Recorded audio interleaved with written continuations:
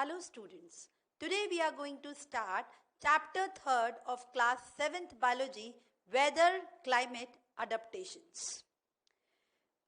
इसमें हम वेदर के बारे में बात करेंगे, क्लाइमेट के बारे में बात करेंगे and how plants and animals are adapted to these conditions. सबसे पहले हम बात करते हैं वेदर की. What is whether? वेदर को बात मतलब सीधी भाषा में बात करें तो वेदर को मौसम कहते हैं. वेदर इज मौसम. ओके, जब हम उसको डिफाइन करते हैं तो वेदर क्या होती है? जो दिन पे दिन जो एक पर्टिकुलर एरिया की जो कंडीशंस होती हैं with respect to temperature, rainfall, humidity, उसको उस जगह का वेदर कहा जाता है. उन कंडीशंस को उस जगह का वेदर कहा जाता है. वेदर यानी जो डे टू डे कंडीशंस होती है मौसम की, एक पर्टिकुलर प्लेस पे उन्हें वेदर कहा जाता है. तो weather is the day to day conditions.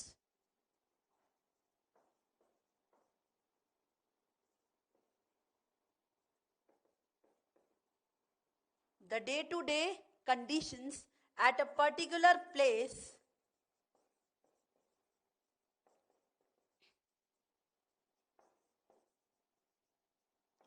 with respect to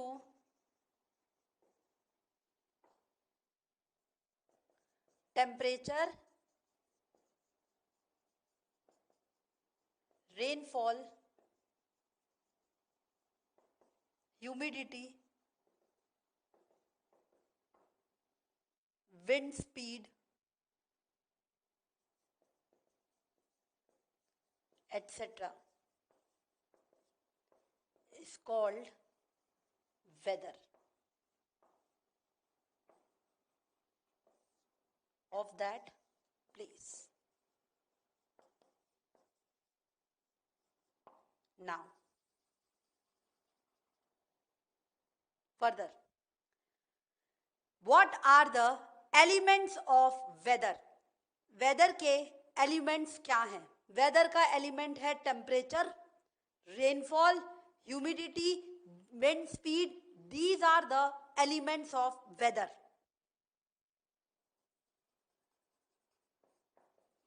elements of weather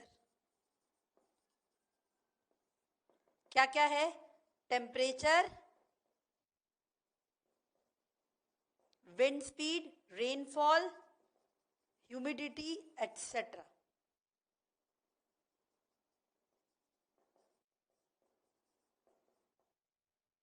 किसी भी जगह का मौसम हमेशा दिन पे दिन बदलता रहता है. कभी भी 2 दिन ऐसे कोई नहीं होते जहां पे एक जगह का मौसम एक जैसा रहे.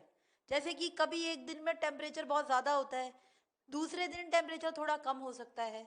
कभी कभी ऐसा होता है कि दिन बहुत सनी है, दूसरे दिन जो दिन है वो क्लाउडी हो सकता है. तो कभी भी ऐसे कोई 2 दिन ऐसे नहीं आते जिनमें सेम टेम्परेचर या सेम तरीके का वेदर हो. एवरेज हो सकता है पर सेम कभी नहीं होता. ठीक है, तो वेदर जो है वो डे टू डे चेंज होता रहता है. Weather changes day to day according to the day to day conditions. Maximum temperature पूरे दिन का, अगर हम मैक्सिमम टेम्परेचर के बारे में बात करें तो जो जब भी हम लोग ये वेदर रिपोर्ट्स आती हैं टीवी न्यूज़ चैनल्स पे, जब वेदर रिपोर्ट बताते हैं कि मौसम की जानकारी, तो उसमें बताते हैं ना कि सबसे ज़्यादा टेम्परेचर ये रिपोर्ट किया गया, सबसे कम टेम्परेचर ये रिपोर्ट किया गया. पर दिन में मैक्सिमम टेम्परेचर आफ्टरनून में होता है 2 बजे के आसपास, और मिनिमम टेम्परेचर अर्ली मॉर्निंग में होता है 5 बजे 4 बजे. ठीक है, तो मैक्सिमम टेम्परेचर आफ्टरनून में होता है और मिनिमम टेम्परेचर अर्ली मॉर्निंग में होता है. तो मैक्सिमम टेम्परेचर कब होता है स्टूडेंट्स? आफ्टरनून में. पूरे दिन का मैक्सिमम टेम्परेचर आफ्टरनून में रिपोर्ट किया जाता है. और मिनिमम टेम्परेचर, वो कहते हैं ना अधिकतम तापमान और न्यूनतम तापमान कहा जाता है न्यूज में. मिनिमम टेम्परेचर ऑफ डे कब होता है आपका? अर्ली मॉर्निंग में.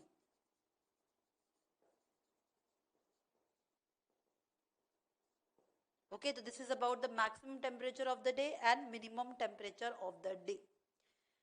One most important thing कि वेदर में चेंजेस किस वजह से आते हैं, वेदर में चेंजेस किस वजह से आते हैं. All the changes in weather are caused due to sun. याद रखिएगा, सन की वजह से ही जो दिन प्रतिदिन के जो चेंजेस होते हैं वो आते हैं मौसम में. तो sun is the cause of the changes in weather. तो याद रखिएगा, all the changes in weather are due to sun. Sun is the primary source of energy. All the changes in weather are due to sun. Just remember this thing, that all the changes in the weather are due to sun. Now we'll talk about climate, students. What is a climate? बहुत सारे बच्चे ऐसा समझते हैं कि climate और weather एक ही होते हैं. बहुत सारे बच्चों की ऐसी सोच होती है. वेदर वो होता है जो दिन डे टू डे जो कंडीशन होती है एक जगह की, उसे वेदर कहते हैं. पर एक लंबे समय से जो वेदर कंडीशंस एक एरिया में होती है उसे क्लाइमेट कहा जाता है. जो लॉन्ग टाइम में अगर हम देखते हैं कि जैसे कोटा है, राजस्थान है, तो कोटा में ज़्यादातर समय तक गर्मी रहती है. तो यहाँ का जो क्लाइमेट है उसे हॉट कहा जाता है. तो क्लाइमेट कैसा है, हॉट है. और बारिश थोड़ी कम होती है तो हम इसको हॉट एंड ड्राई क्लाइमेट कहा जाता है. ठीक है. तो लंबे समय से जहाँ की वेदर कंडीशंस, लंबे समय से एक जगह की जो वेदर कंडीशंस होती हैं उसे उस जगह का क्लाइमेट कहा जाता है. The average weather pattern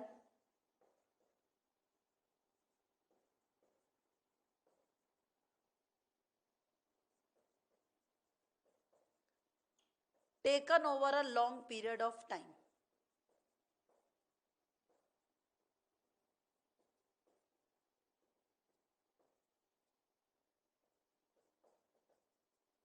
is called climate of that place.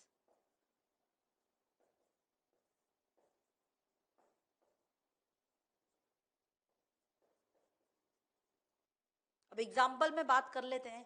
जैसे कि अगर किसी भी जगह का जो क्लाइमेट है, मौसम है, यूँ कह सकते हो वेदर कंडीशंस जो है, अगर किसी भी जगह की वेदर कंडीशंस पूरे साल में ज़्यादातर समय हॉट है और वहाँ पे ज़्यादा रेनफॉल भी होती है, तो उस क्लाइमेट को हॉट एंड वेट कहा जाता है. अगर पूरे साल में ज़्यादातर टाइम वहाँ पे गर्मी रहती है और वहाँ पे ज़्यादा रेनफॉल भी होती है, तो ऐसे क्लाइमेट को हॉट एंड वेट कहते हैं. एग्जाम्पल केरला. ऐसे ही अगर साल के बहुत ज़्यादा समय में आपके मतलब मौसम में ज़्यादातर गर्मी रहती है और रेनफॉल लेस है, तो ऐसे क्लाइमेट को हॉट एंड ड्राई कहा जाता है. Example Rajasthan. Okay, so this is how we define the climate. Climate is the weather conditions taken over a long period of time at a place. अब हम बात करते हैं फर्दर स्टूडेंट्स. सबसे ज्यादा दो ऐसे फैक्टर्स जो क्लाइमेट को इफेक्ट करते हैं, दो ऐसे फैक्टर्स जिनसे क्लाइमेट सबसे ज्यादा इफेक्टेड होता है, temperature and rainfall. Temperature and rainfall are the two extreme factors by which the climate is most affected. Temperature and rainfall.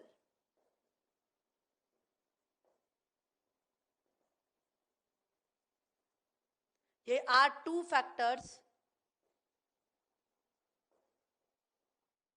which affects climate of a place. दो इम्पॉर्टेंट हम बात करेंगे जो मतलब अर्थ के ऊपर दो इम्पॉर्टेंट एक्सट्रीम्स क्लाइमेट के, दो एक्सट्रीम क्लाइमेट जो अर्थ पे पाए जाते हैं. एक होता है ट्रॉपिकल रीजन और एक होता है polar region. Tropical region and polar region. Tropical region warm areas होते हैं, पोलर रीजन कोल्ड एरियाज होते हैं. ठीक है. तो ये दो एक्सट्रीम क्लाइमेट जो अर्थ पे पाए जाते हैं, tropical region and polar regions. ये tropical and polar regions.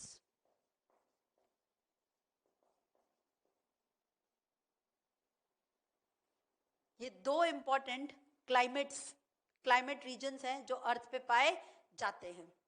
Tropical are warm areas, polar regions are cold areas. Now climate जो है इन्हें हम दो टाइप्स में डिवाइड कर सकते हैं. Climate is of two types, एक माइक्रो क्लाइमेट और एक मैक्रो क्लाइमेट. क्लाइमेट को हम दो पार्ट्स में डिफाइन कर सकते हैं, दो पार्ट्स में डिवाइड कर सकते हैं, micro climate and macro climate. Micro climate and macro climate. It refers to the climatic conditions at a local scale. मतलब एक छोटे से एरिया का जो क्लाइमेट अगर हम डिफाइन करें तो उसे माइक्रो क्लाइमेट कहते हैं. जब बहुत सा बड़े एरिया का क्लाइमेट डिफाइन किया जाता है तो उसको मैक्रो क्लाइमेट कहा जाता है. तो micro climate refers to climatic conditions at local scale.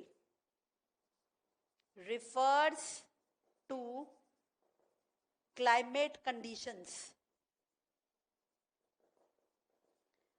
at local scale. पर ये लार्ज स्केल पे रिफर की जाती हैं. It refers at climatic conditions at large scale. और इसका एग्जाम्पल है फॉरेस्ट.